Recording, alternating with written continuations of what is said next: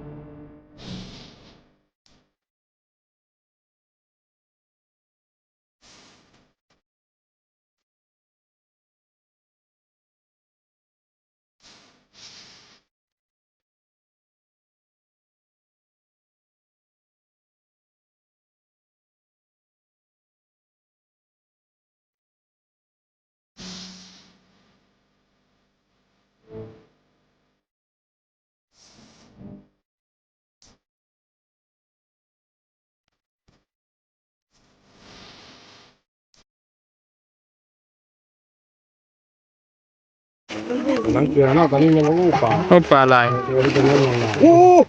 โหปลากูพูดเราก็ตัวทำไรเนาะ อู้ตัวใหญ่เลยใหญ่แท้ใหญ่ว่ะ